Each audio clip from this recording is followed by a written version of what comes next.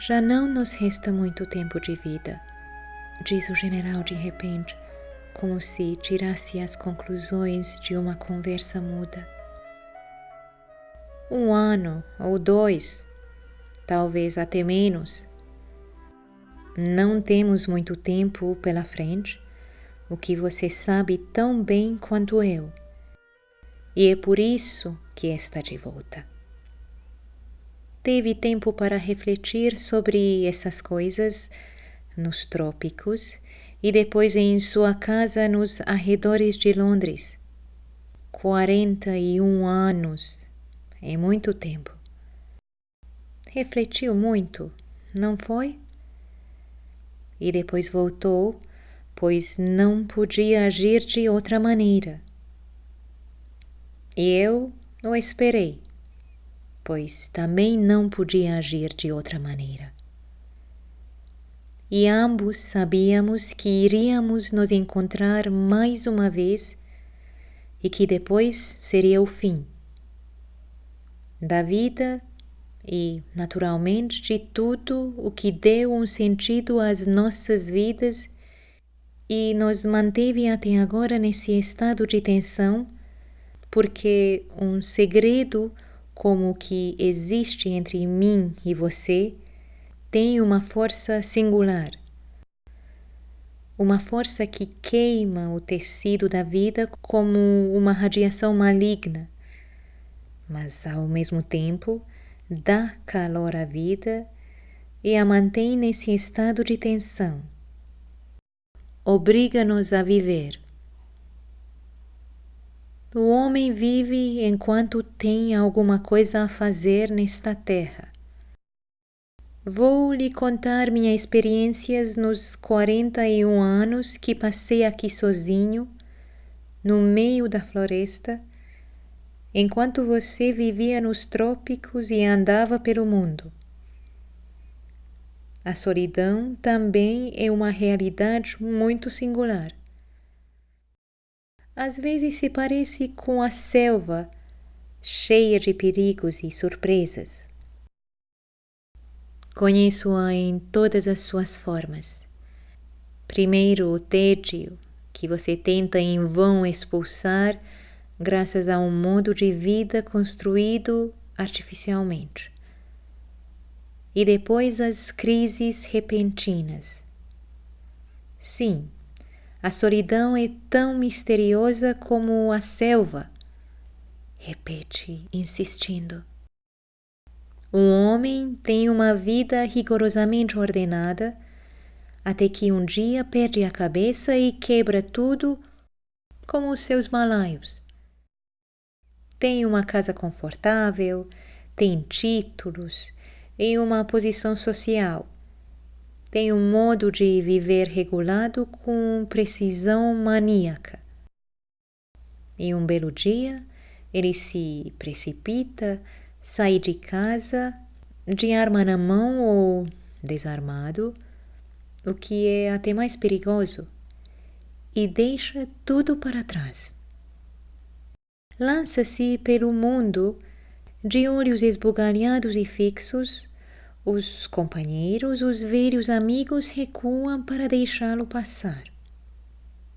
Vai zanzar pelas metrópoles, compra mulheres, procura briga e encontra em qualquer lugar, e em torno dele tudo se espatifa.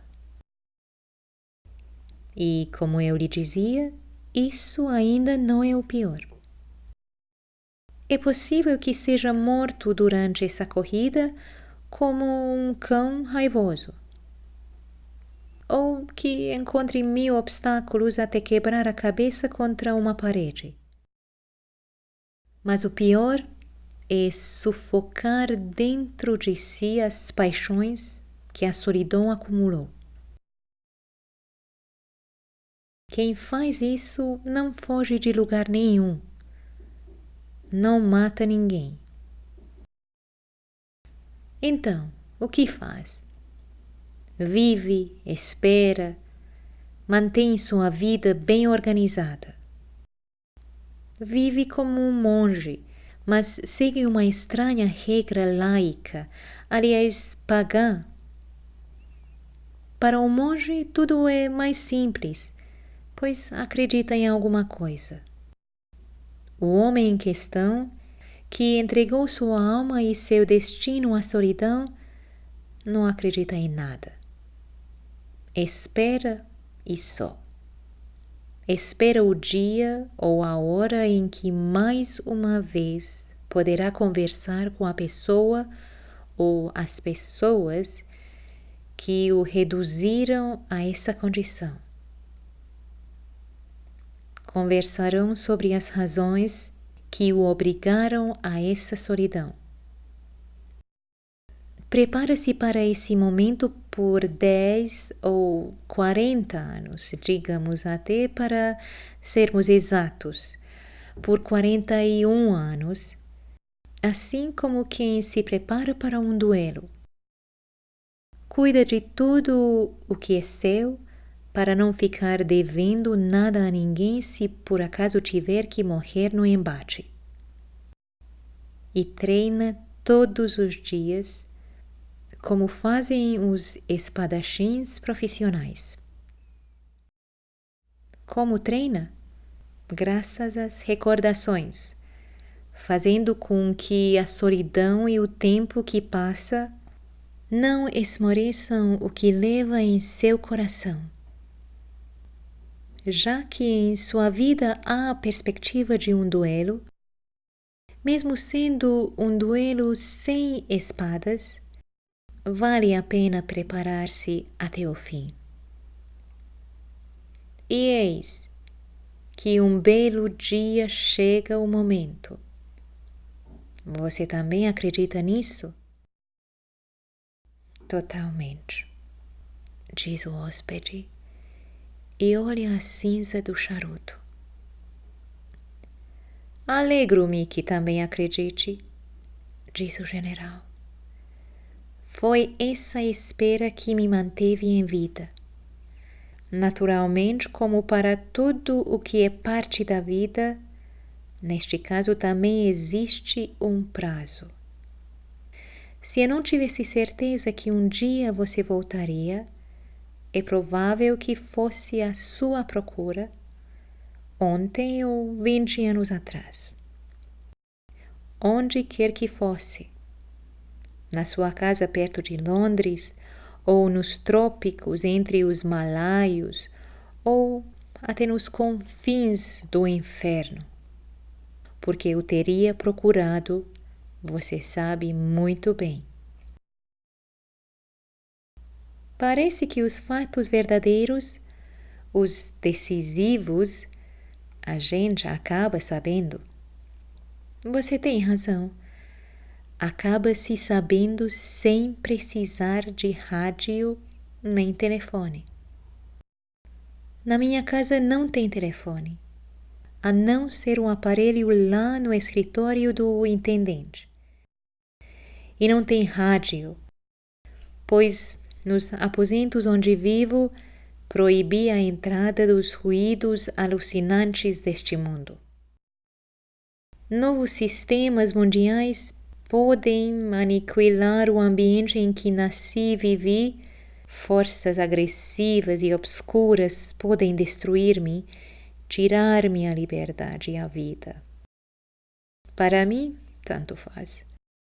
O importante é não pactuar com o mundo que conheci e que excluí de minha vida. E, no entanto, mesmo sem os meios de comunicação modernos, eu sabia que você estava vivo e que um dia retornaria à minha casa. Não apressei a chegada desse momento. Queria esperá-lo, como se espera a hora e a vez de cada coisa. E agora, ei-lo aqui. O que quer dizer com isso? Pergunta Conrad. Fui embora e tinha o direito de ir. É verdade, fui embora de repente, sem me despedir de ninguém. Mas você sabia, e de toda maneira perceberia que eu não podia agir de outra forma, que esse era meu destino. Não podia agir de outra forma? Pergunta o general, levantando a cabeça. Fixa o hóspede com um olhar penetrante, como se fosse um objeto. É justamente esse o ponto sobre o qual me indago há tanto tempo. Fazendo os cálculos há 41 anos.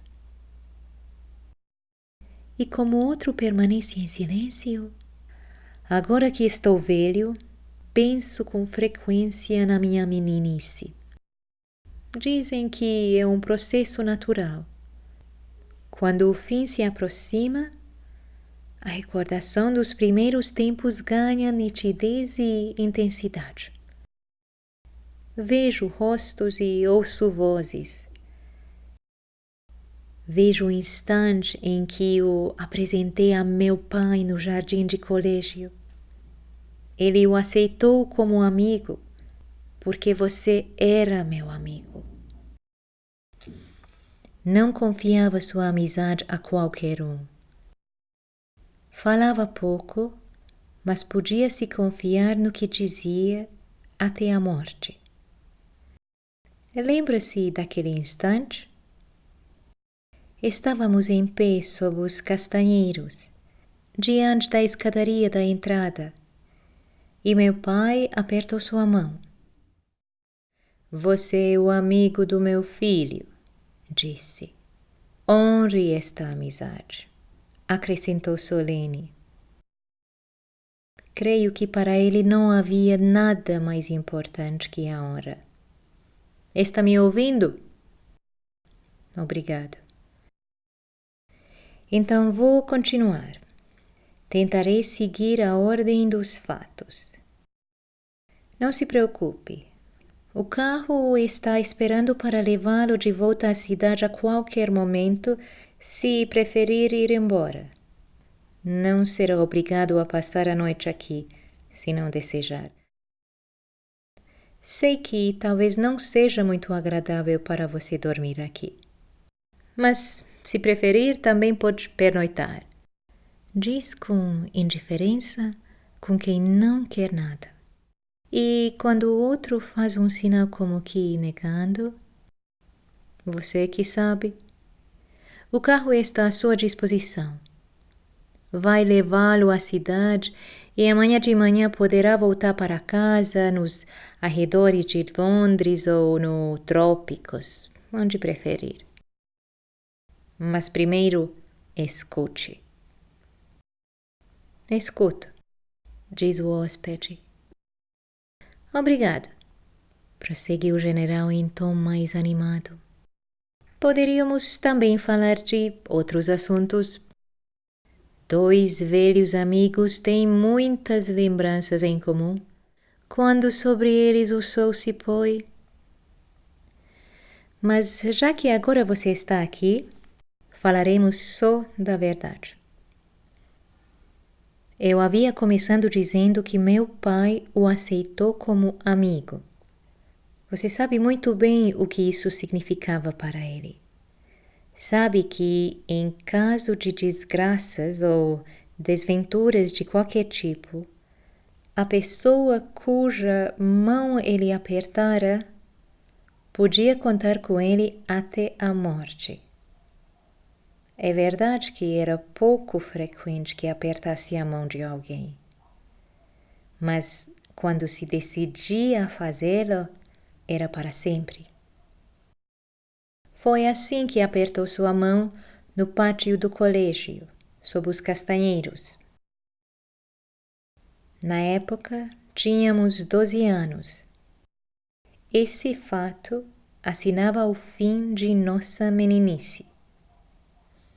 Às vezes, de noite, revejo esse instante com a máxima clareza, como todas as coisas que foram importantes em minha vida. Para meu pai, a palavra amizade tinha exatamente o mesmo significado de honra. Você sabia bem disso, pois o conhecia bem. E para mim, deixe-me dizer-lhe, talvez significasse mais ainda. Desculpe se o que direi agora talvez vá deixá-lo pouco à vontade.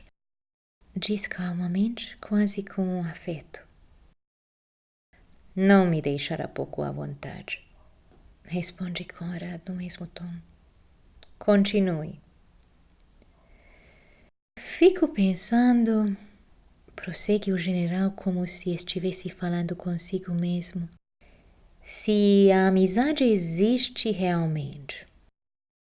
Não me refiro ao prazer ocasional de duas pessoas que se alegram por ter se encontrado num dado momento de suas vidas em que pensam na mesma maneira sobre determinados assuntos, descobrem os mesmos gostos e preferem as mesmas lutas.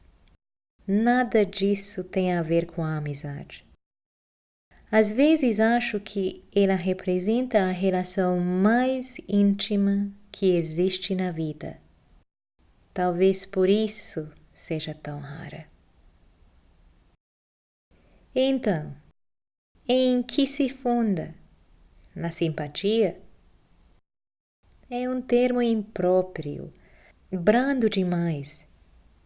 Não se pode dizer que a simpatia seja suficiente para levar duas pessoas a se responsabilizarem uma pela outra nas situações mais críticas de suas vidas.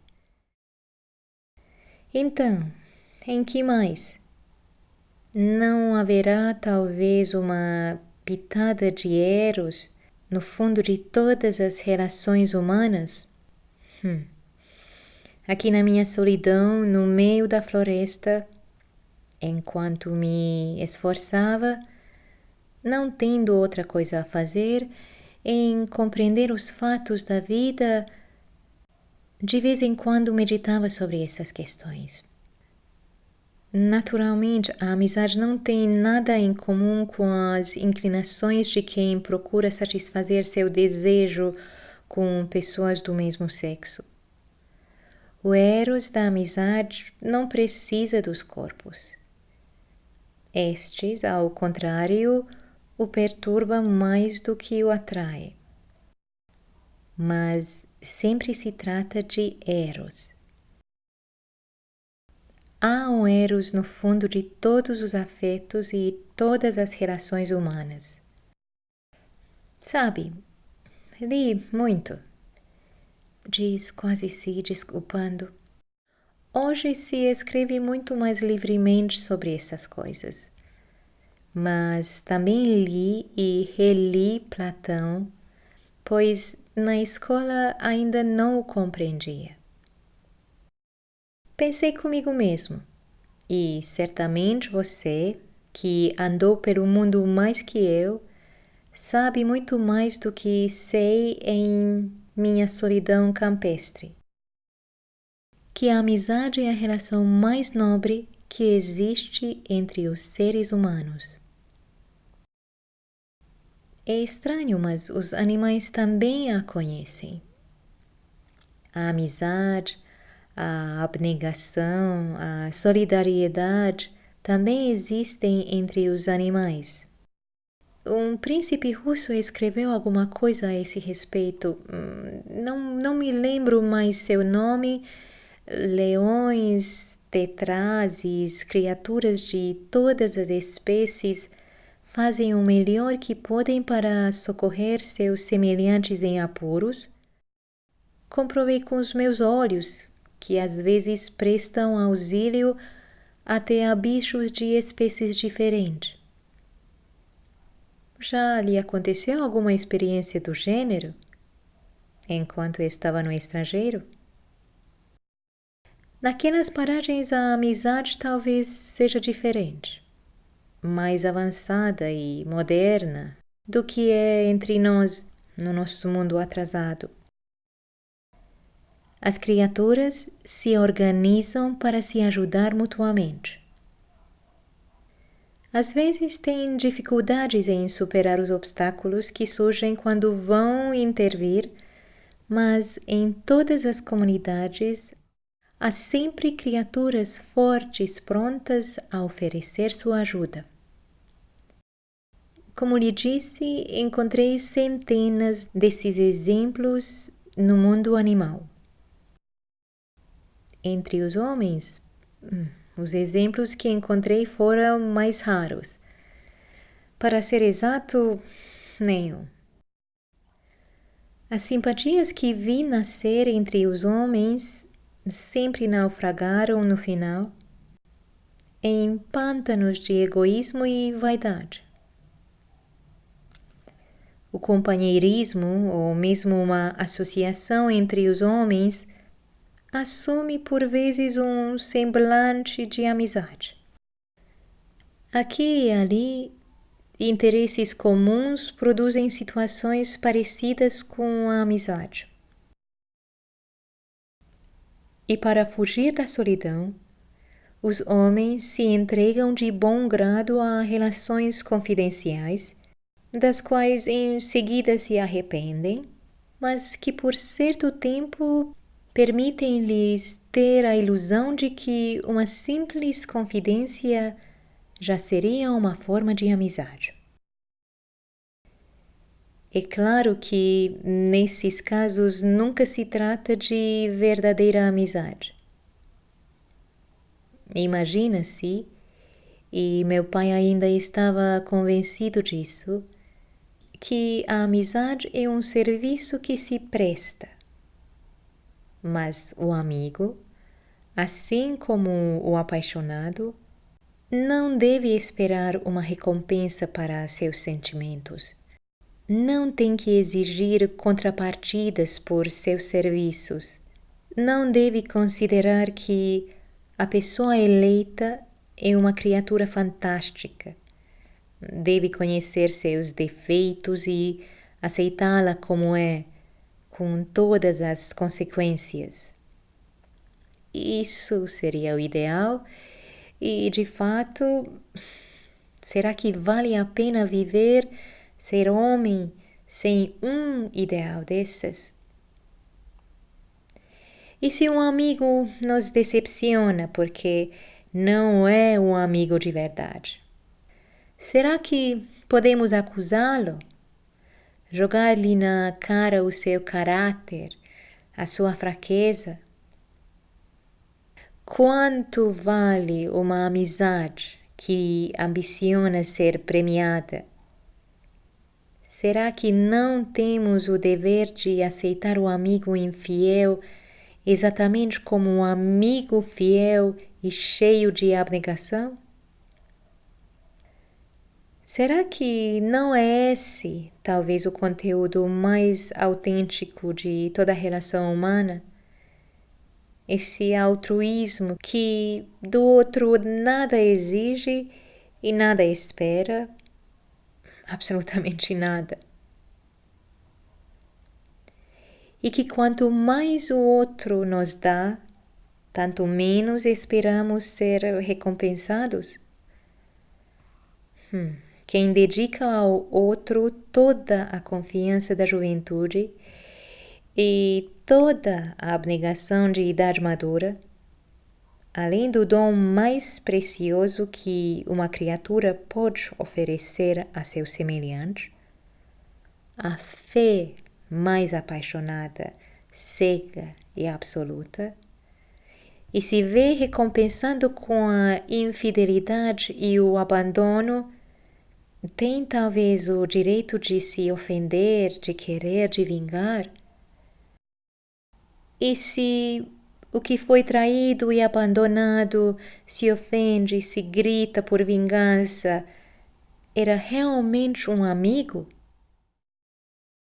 Veja, são essas as perguntas às quais me esforcei por responder quando fiquei sozinho. A solidão, é claro, não me forneceu nenhuma resposta. Tampouco os livros me responderam de forma exaustiva. Nem os livros antigos, os textos dos sábios chineses, judeus, latinos, nem os modernos, que usam termos explícitos, mas só contêm palavras e não há verdade. E depois, no fundo, alguém já disse ou escreveu a verdade? Várias vezes me fez essa pergunta quando comecei a investigar em minha alma e nos livros.